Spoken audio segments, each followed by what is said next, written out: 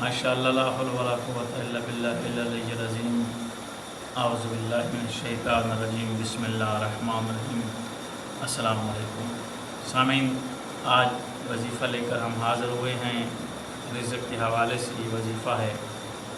یہ گھر کا چھوٹا بچہ بھی اس کو پڑھ سکتا ہے، عورت ہے مرد ہے وہ بھی پڑھ سکتے ہیں، لیکن فقط نماز کے بعد، ہر نماز کے بعد فجر، ظہرین اور مغربین، جب یہ آپ نمازیں ادا کریں گے تو اس کے بعد آپ اس جو وظیفہ ہے اس کو پڑھیں گے، اور اس میں یہ نہیں کہ کتنی بار آپ اس کو پڑھیں گے، اس کو لاتعداد بار آپ پڑھیں گے، جتنی بار پڑھا جا سکتا ہے۔ نماز کے بعد پڑھے 50 دفعہ ہے، 100 دفعہ ہے۔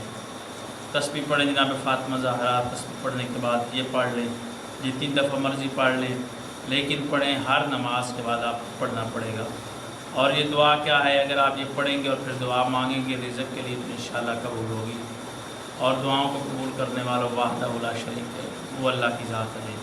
وسیلہ آپ جو ہے وہ آپ نے بنانا ہے، ائمہ معصومین علیہ السلام کا واسطہ دے کر اللہ کی بارگاہ میں دعا عرض کر دی، انشاءاللہ دعا قبول ہوگی۔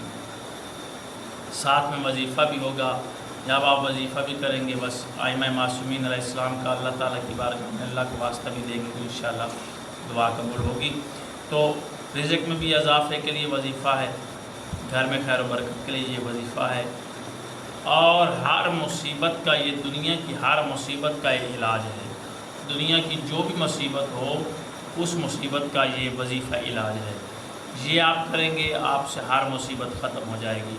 وظیفہ بتانے جا رہا ہوں، بسم اللہ الرحمن الرحیم، یا وہاب و حبلی من نعمت دنیا والآخرات انکا انت الوہاب۔ یہ آپ نے پڑھنا ہے، ان الفاظ کو، انشاءاللہ آپ کی جو بھی مصیبت ہوگی وہ ختم ہو جائے گی۔ بسم اللہ الرحمن الرحیم، یا وہاب و حبلی من نعمت دنیا والآخرات انکا انت الوہاب۔